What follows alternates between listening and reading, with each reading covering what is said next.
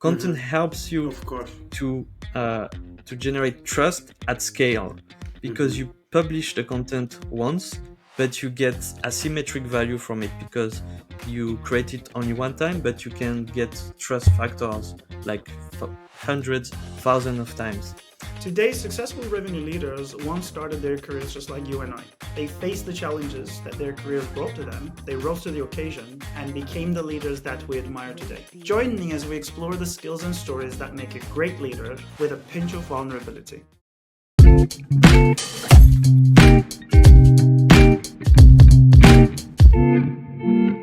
Hello and welcome to Sales Therapy.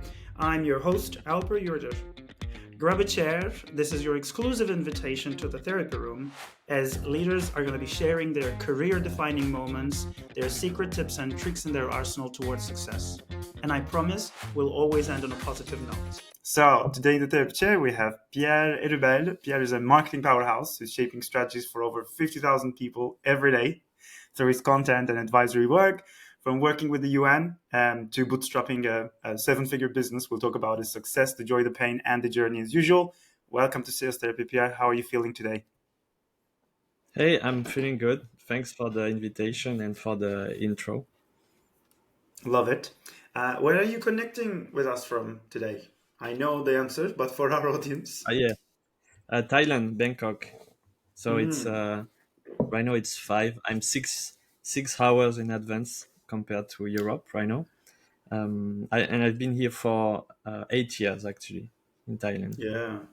How does it feel to live your life before a lot of your loved ones are starting their life?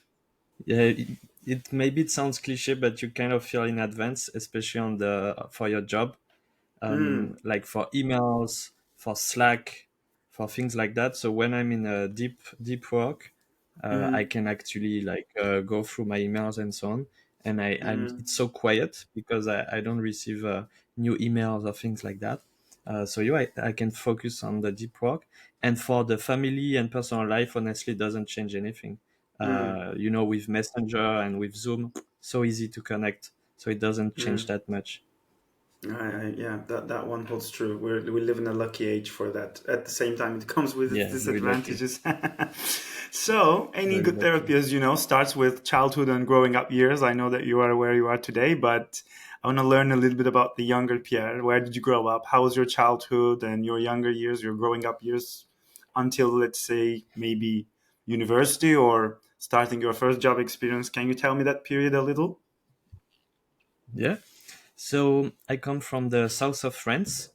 It's a small city where not so many people during winter and spring, and then during summer, everyone from all around France come to enjoy the weather, the sea, and so on. So this is where I grew up with my friends who are actually living in Thailand right now. So it's a funny story, but Oh, the good. my friends from my hometown, we are in the same city right now. So I studied on the in a university just next to my hometown for 2 years. Then I did a bachelor degree in the UK in Glasgow. I wanted to go Ooh. to London, but I checked the price, and it was too expensive. And I also Yeah. got like a grant to study in Scotland because they were Mm, trying to get more students. And mhm. after that, I went to Paris for 2 years, um, where I did a master degree in marketing, and I've been a marketer since that period, since this master. Mm. Which city was This this was in more like France? my teenagers. What? Sorry. Mm. Yeah, you already. People tend to accelerate to come to the more recent history, but I try to keep them in the younger years, like a psychologist tries to Okay. do. What All was the right. city you grew up in again? It's called La Seine-sur-Mer. It's not really famous, but Saint-Germain. it's not far from Marseille. It's a Ah, balneary wow. station where you can enjoy the sea. Oh, wow. Okay. Are you ever planning to go back at some point? I'm going back in 15 days. No, in 3 weeks to visit my But f- family. but for good, I mean, to go back to your roots. No, honestly, it's not the plan right now, but I go Mm. there every year, Love it, love mainly it. for And family. what do you love about living in Thailand? My co-founder recently went there for a month ago, and we were just talking about the endless massages and how cheap the food is. Like, can you tell us a bit about the good life Mm. in Thailand? Um, so I've been here since 2016. I arrived here to work for the French Ministry of Foreign Affairs, Mm-hmm. the French embassy.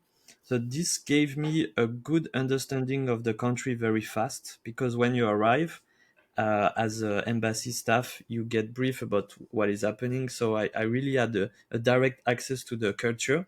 I met a lot of people through the embassy. I was able to visit the galleries like art in Thailand, but also like the travel industry to visit the right places. I got Mm-hmm. some access to the universities, and I really liked it. It was Mm-hmm. so different compared to Paris, obviously because it's a different culture. And then what made me stay, it's a set of different factors. So I got a lot of friends here, family as well, and also what happened is, when you compare the purchasing power between Europe and here, Mm-hmm. it's like you can do so much more here with the same amount. Mm-hmm. So basically, the purchasing power, it makes your life easier, Mm-hmm. and also it's a vibrant city in the middle of Southeast Asia and Asia. I don't know if you know, but if you take the world, you have a circle that is India, China, and Southeast Asia, and you have like 4 billion people in this circle, and it's Mm-hmm. basically how can I say, why it's happening right now. Even Mm-hmm. like the Europe and US, they are looking at this region because it's getting more and more important. So I think it's a good place to be. But I also like other places in the world. So maybe I will move one day. Oh wow! Okay, that's interesting. Okay, let's talk about the career experience a little. You mentioned you worked at an embassy. Is that how your career started? I was doing master degree. I was also part time working for a company in marketing and partnerships. But my real first job started with the embassy. I was a communication officer. So my goal was to promote the events and the programs from the embassy, and also Mm-hmm. to make the collaboration between Thailand and France stronger on the cultural events, scientific events, things like that. It was a very interesting job, and actually, it's like political communication, like just communication, and it's quite similar. It's similar with like marketing because it's the Mm-hmm. same principles. You have to Mm-hmm. know your audience, and then you have to market the right way, Mm-hmm. communicate the right way. So really, it gave me a lot of insights for my marketing career. Okay. Can you maybe let's start talking about that. That's quite interesting. And then you worked for UN, as far as I know, as well, like or with the UN. Am I right or not? Um, so I worked with different political institution and Mm. association, mainly Mm-hmm. for the European Union. Okay. But I also work with the UN for one mission, Mm-hmm. but also with Goethe Institute, French Ministry of Foreign Affairs, uh, Spanish embassy as well, Mm-hmm. cultural institutions. Mm-hmm. So yeah, a lot of different actors like this. Okay. When somebody looks at your platform, your profile now, and tries to understand what you're about, I think what we really enjoy, as a lot of B2B founders or people in the B2B SaaS space, especially, is how you nail a few things, which is around your audience, building a content machine that works, but doing it from a very genuine and from a very engaging place. Your content is always very like spot on. It resonates a lot with a lot of people. So I'm going to come to that, but I'm wondering, like, were there major differences between what you're doing today and how you were working with those more old school, traditional, established institutions, or were you trying to bring a bit of innovation to them as well? Yeah. So aside from the processes which are indeed slower for institution, but it's normal because you have more people, and it's like the objectives are wider. It's like Hmm. regional objectives, Yeah. so it takes longer to make decisions. This is normal. Apart from that, um, it's the same principles, but you kind of have a different version of return on investment. It's Hmm. not really about return on investment. It's about you need to spend wisely when you are working with this kind of institution, but you're not getting money in exchange. But you have to find metrics that will help you Hmm. to know if what you're doing is good. I give you an Hmm. example. Imagine you organize a cultural event. Let's say you bring a French dance, let's say a hip hop band that comes to Southeast Asia. You promote this event. You don't want to get money back, but what you want is to make sure that people start to know uh, what is the hip hop culture that we have in France. What is Hmm. the uh, like what can they do if they want to visit France and visit museum as well? Did they enjoy the event? Did it help them to know more about France? This kind of Hmm. metrics. So it's more like qualitative. It's You Hmm. cannot say, okay, we did this event, we got a lot of money back. So it's Yeah. more like awareness, on the Yeah, awareness the side. awareness. The reason I ask is obviously now probably the people you interact with, like for example, I'm an early stage founder. For me, everything is impact. So sometimes people are maybe like, "Oh yeah, let's do something, and in 2 seconds, give me the impact and show me the money." Mm, Versus coming from that yes. kind of like that transition might be interesting. So walk me through that, and then coming to today, what are the things you've done in between? So after that, I almost continue a diplomatic career. I wanted to be a Hmm. diplomat, but instead I did a 180-degree change. So I become associate partner of a marketing agency, and this is where I worked with the EU and other institutions. Hmm. And I was about to create a business unit as part of this agency. So I worked there for like around 2 years, something like that. But then we decided to not launch the business unit at the end, and I became a freelancer instead. So as a freelancer, I was in Thailand visiting, like traveling in the islands and working from my laptop. I started to do marketing consultancy, and then I met my co-founder from my past company, and we started a company called Red Dot. It was in 2021. We went from $0 to $1 million of revenue in around 1 year and a half. We got like over 70 clients, mainly from Europe, but also US and a bit of Asia. And there, yeah, managed the team a bit like COO, but also marketing. And yeah, it was go-to-market agency, and then we Hmm. sold it. We sold this company in September 2023, so last year. Hmm.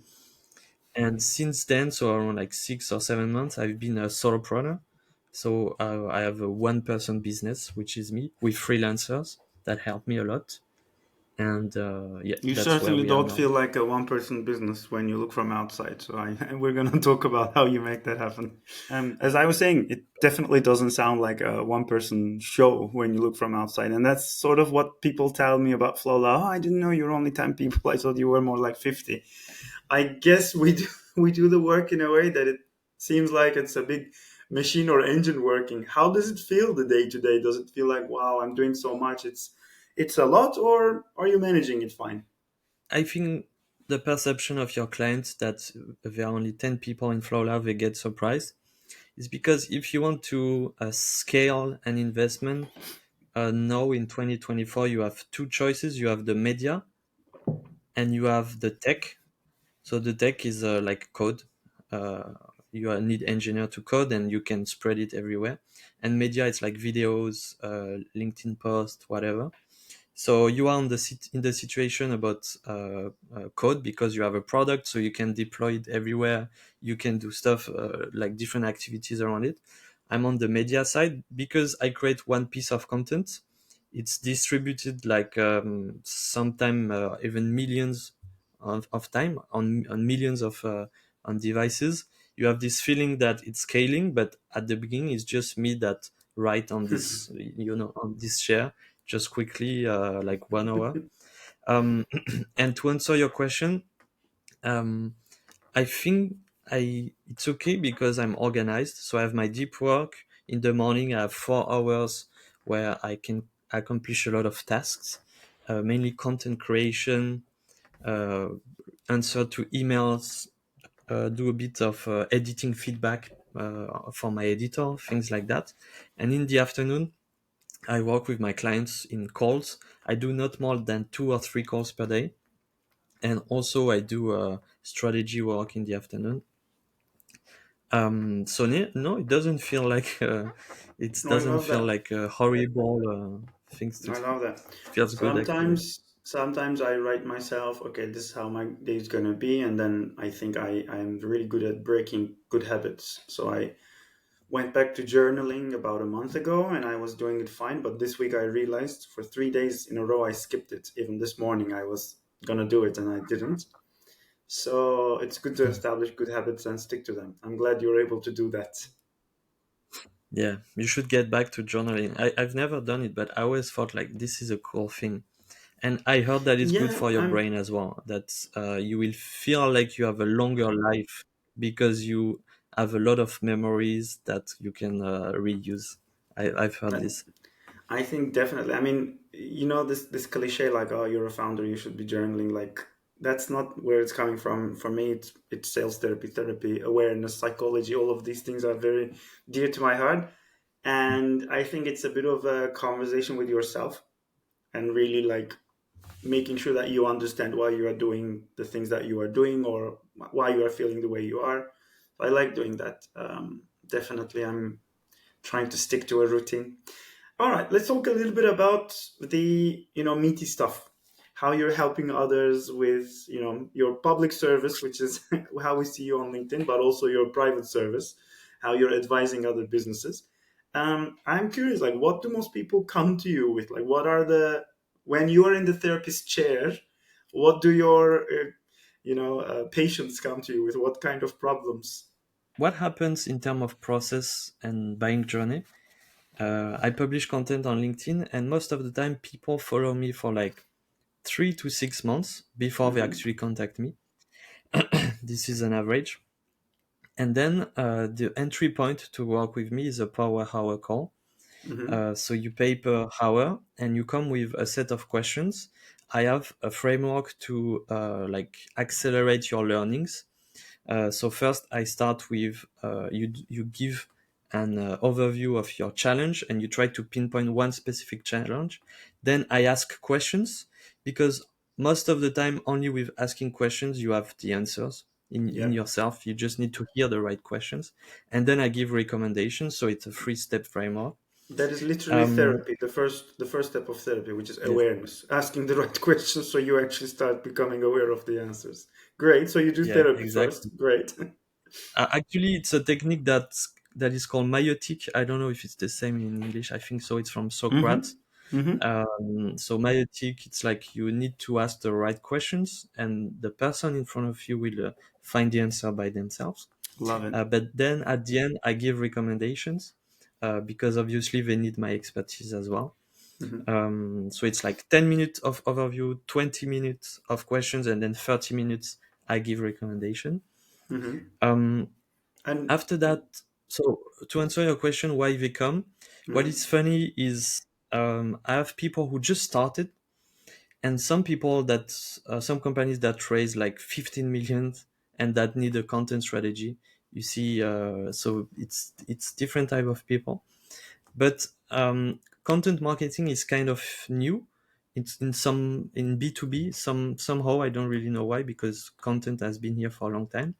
But most of the time I do the same exercises with the different type of companies, because it's always get back to the basic, like messaging, positioning, content pillars, content manifesto, content plan, having a big point of view, a brand narrative, things like that.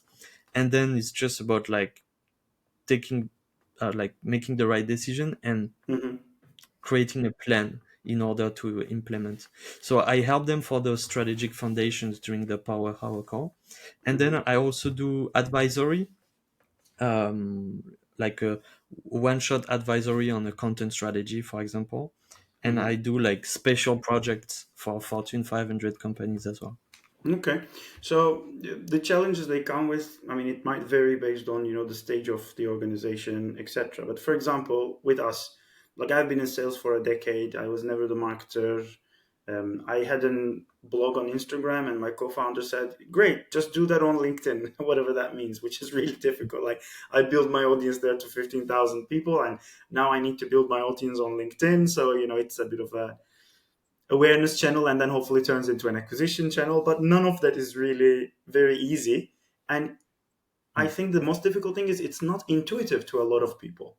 What might be intuitive to Yeah. you after years in content and B2B, like nobody is on their day to day, or at least 99% of the population isn't going on LinkedIn and sharing all day every day. So how do people start in a meaningful way to make that content game work for them? And maybe we can dive into the LinkedIn channel a little bit, because it's our main channel as well at the moment. From a content strategy perspective, it always starts from the target audience. Hmm. So you have the target audience, you need to know this target audience, you need to research, then you need to pull insights from this audience, like problems, keywords, pain point, answer to questions, so on. Then you pull those insights to your business, and this is your company. You need to create, let's say, a content machine to produce this content, and then you distribute back the content to the target audience. And this is an infinite loop, okay, Hmm. that you can call a feedback loop. So this concept is very simple. It's like a conversation, an ongoing conversation. You have someone in front of you, you ask a question, they will give you an answer. You go to your desk, you write and draw a picture, and you get back to him and show him. So this is the content strategy, really the core principle. Hmm. So once you understand this, you and that you actually apply it with the right tools, everything gets easier, because you have your source of insights, which is the target audience, and then you have the content factory. Well, the content factory, it needs some work, because you need a content plan, you need designers, you need copywriter. It's more about skills, but the main strategy is what I explained. So yeah. So if you're able to put this strategy into work, what are you expected to see as a return? Like, what is success? Let's say you've done these things well. What should you observe as results and success? What should start coming? From my research and experimentation, the content has 13 benefits, 1 3. So it's the benefits are all along the buying journey. A buying journey. So basically, it's first touch point. Someone hears about your brand. Last touch Hmm. point, they buy from you, and then Hmm.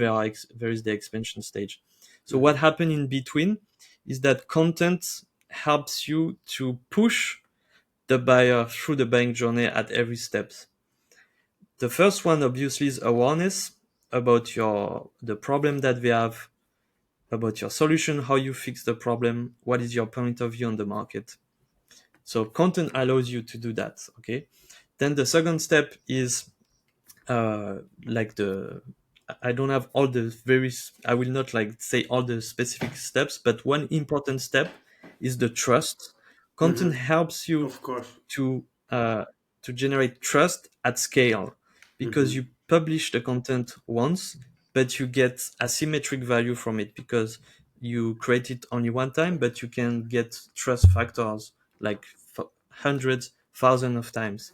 Let's say I know companies that made millions thanks to one blog, one Mm. article, because it was the right copywriting, ranked the right way, with the right trust factors, and so on. Then you also, with content from a sales perspective, you can accelerate the sales cycle. Because let's say you have a, let's say, a prospect that wants to buy from you, but he's not sure. What he will do is he will say, "I will come back to you later and we'll think about it." Yeah. And imagine the very next day he log in on LinkedIn and there is a case study that you published that explain exactly the return of investment on your product. He will Mm-hmm. see that, Mm-hmm. and this way he will. You don't have to do anything. You just have to publish the content, and by Mm-hmm. himself he will get back to you because yeah, he saw that you can really help. I love So what you're touching those on are now. some examples. A lot of people right now are struggling with outbound, for example, outreach. So I receive all of a sudden from somebody with a name I don't recognize about a product. We helped 500 clients. We can help you too, etc. And I'm like, I have 50 of you in my inbox, and I have no idea about you. There's no awareness, no trust. Why am I going to respond to you? And why are you still doing it? So how do you turn that around? And I can share my own experience of discovering this, but what would you tell somebody who is trying to go with outreach outbound and it's not showing any results, and how does it relate to what you just explained, building the trust with kind of content? So the entry barriers for outbound has never been so low. Mm. Basically, it's easy to write because of Gen AI. You just say write an email. It doesn't mean it will be good, but it's easy to Hmm. produce. First thing.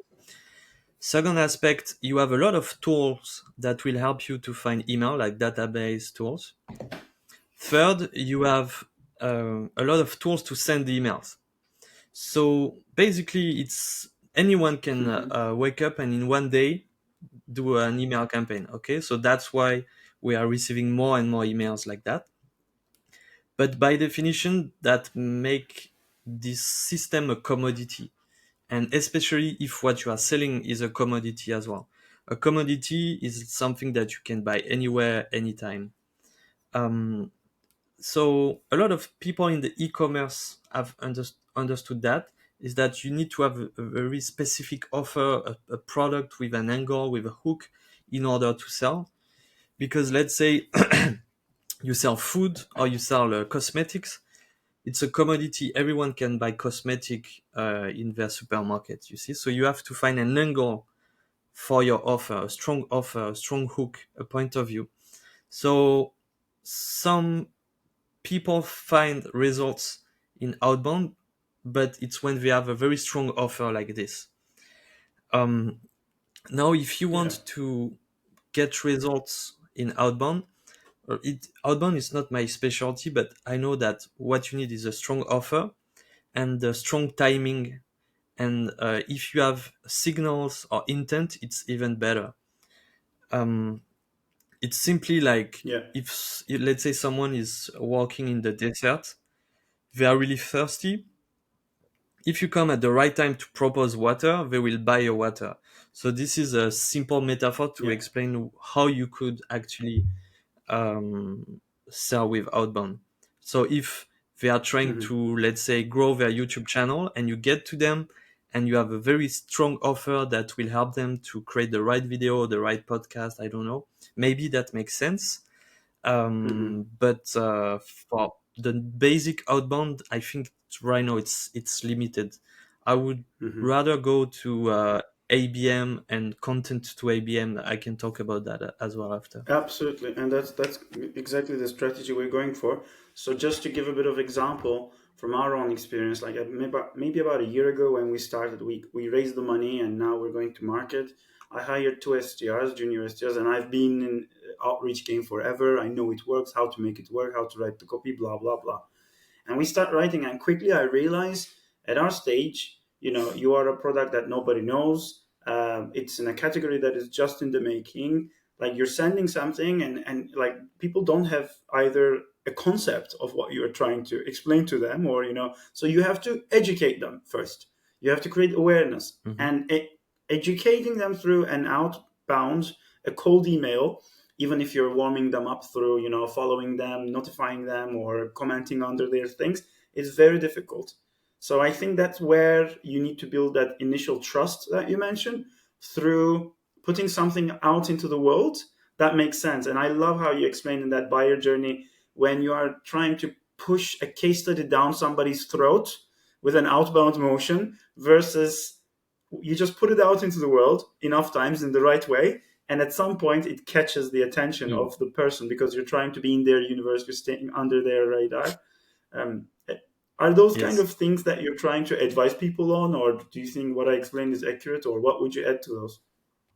A strong psychology bias is that people don't really like when you push something and when you try Mm, to to make them do something, right. So it's the same principle. If you send an email and say read this case study and then contact me, I think you decrease the chance, and you can kind of also burn your brand, because maybe yeah, when they are looking for a provider in 6 months, they will not contact you because they think you are too needy. Like you are yeah, looking for clients. It looks weird. So I love think that. what you've Mm, said is correct. You need to actually publish content to first map the buying journey, to know what they need to see, and based on that, mhm, create the content that will match what they need to see. This is an exercise that I do a lot as mhm, well with my mhm. clients. I love that. Pierre, with you, there's so much to talk. We have some questions from our users and things that we want to discuss that we discussed before the show. So, if you don't mind, I'm going to do a bit of a rapid fire question round and try to go through a list of questions with you. Maybe let's keep them between Okay. 40 seconds to a minute. I know it's demanding, but let's try it that way because there's a lot to cover.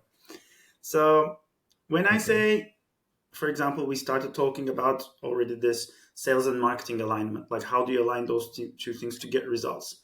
So, if I would, I will give you a few keywords or like starters, and maybe you can tell me the do's and don'ts or your top two tips or something like that. Is that okay? Okay.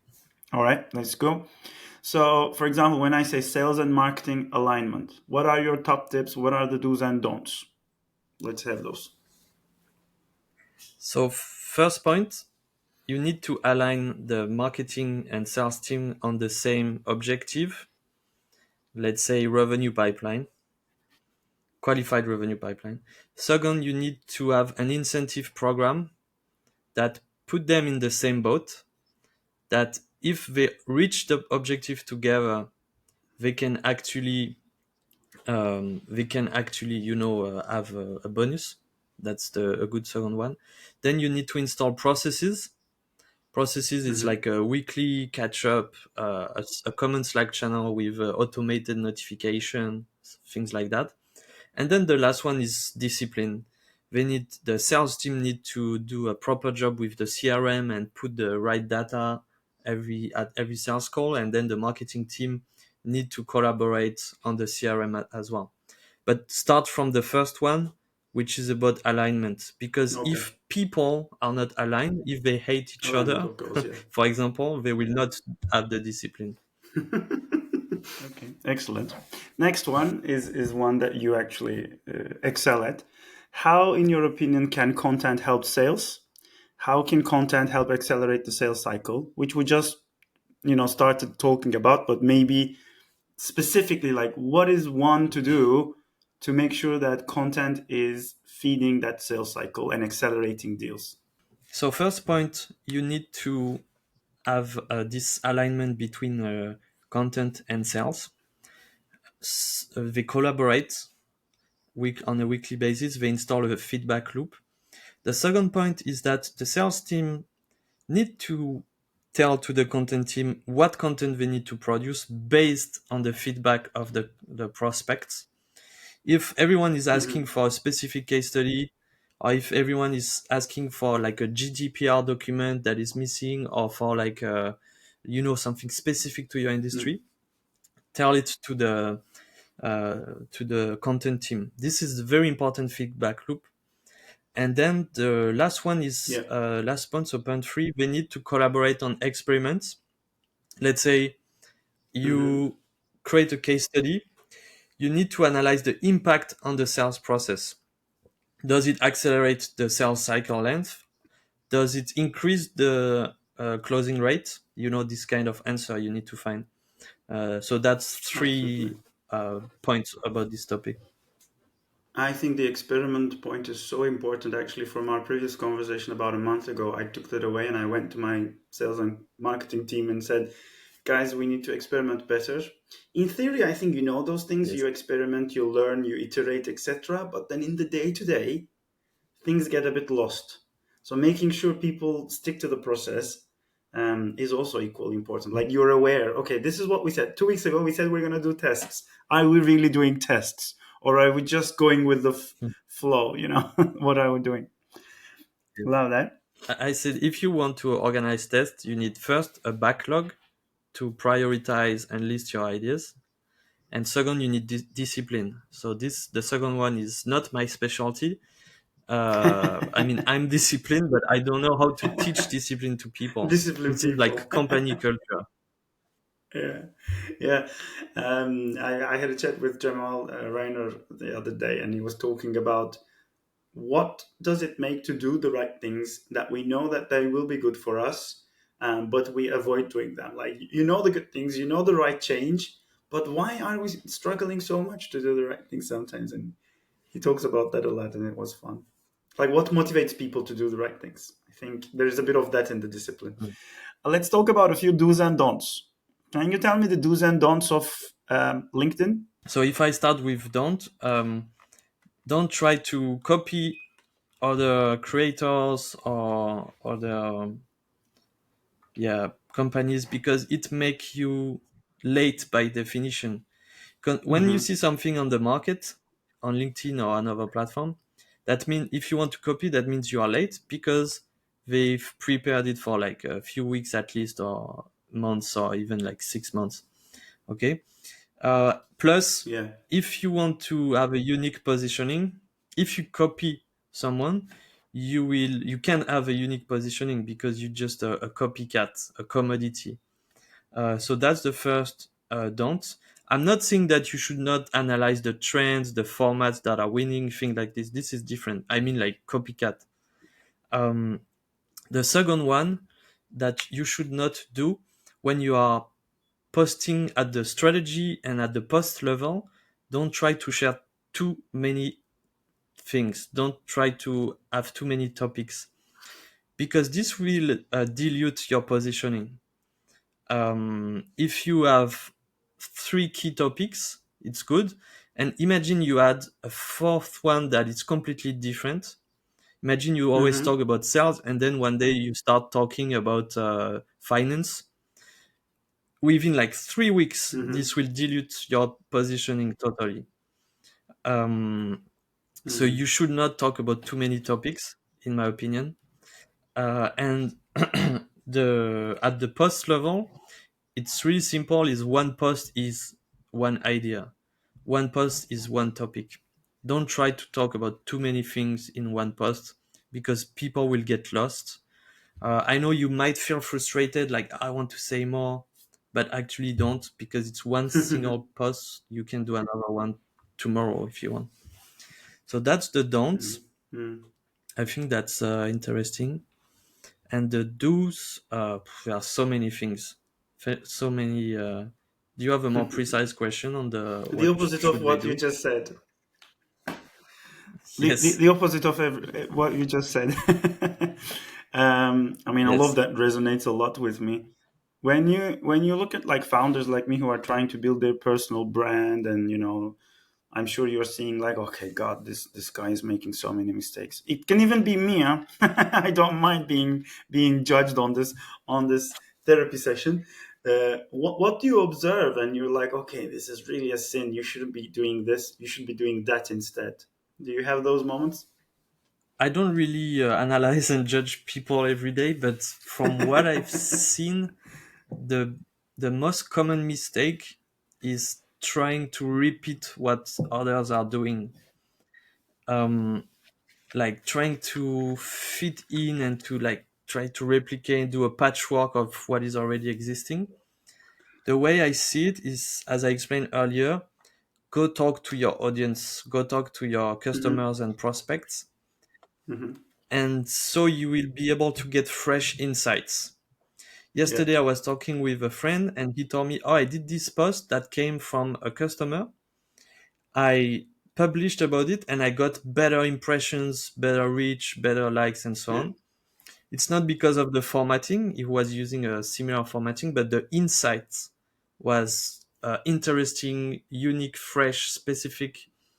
So yeah, you should go back to the basic. Like, what are you talking about? Like a journalist, a journalist. He's Yeah. not trying to copy other journals. He's trying to find an angle, find an insight, and then write about it. Absolutely. When you say, I hear this a lot, and a lot of content people told me these, like, find your content pillars, the three, four topics you should talk about. But for example, in Yeah. my case, I'm building a sales tool. I've been in sales forever. This that. But then when you say sales, there can be so many topics under sales, right?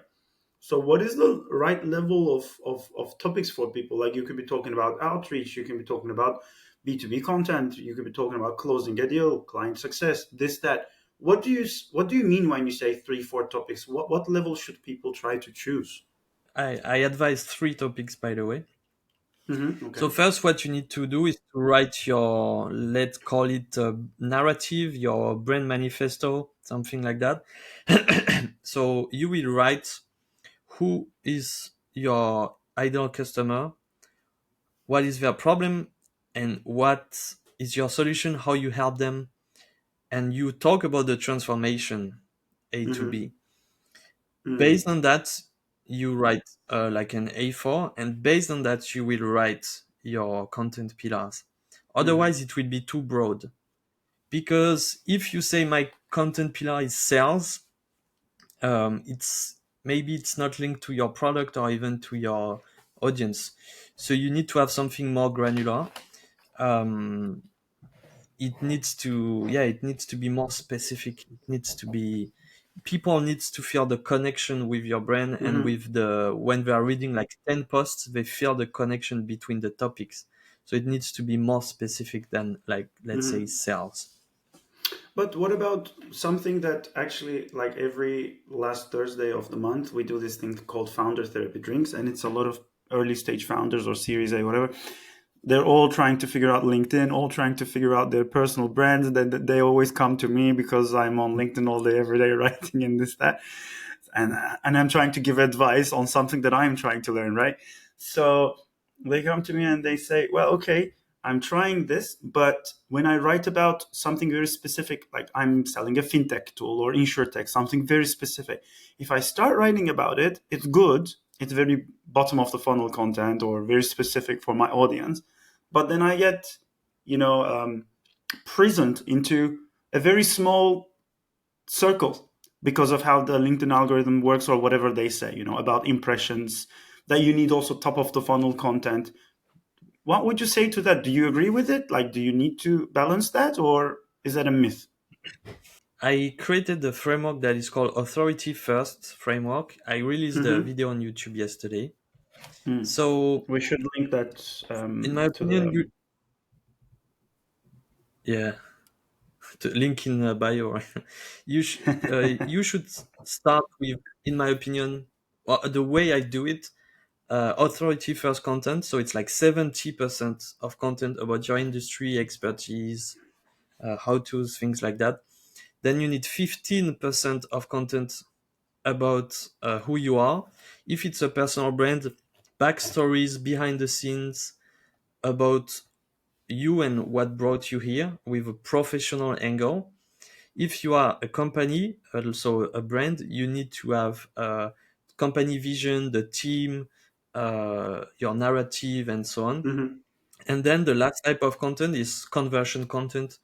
10 to 15% is to either like push a newsletter or Yeah. demo sales calls or something like that.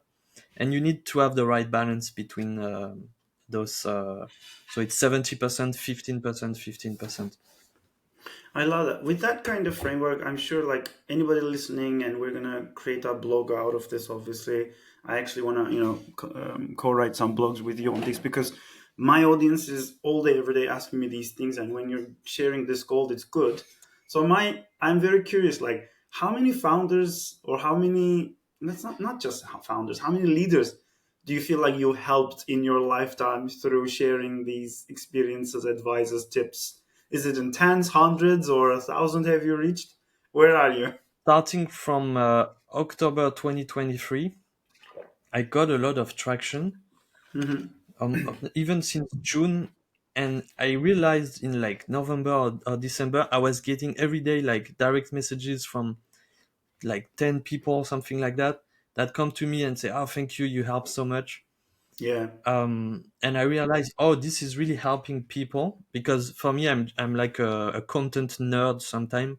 I yeah, just really like to do my infographic, put the expertise and push it. I love to see that it helps people, it but I does. also love doing it for myself, honestly. Yeah. Like, it's like drawing, honestly, sometimes. And I realized, like, oh, it really helps people. I think it's more than 100. I think it's more than 1,000.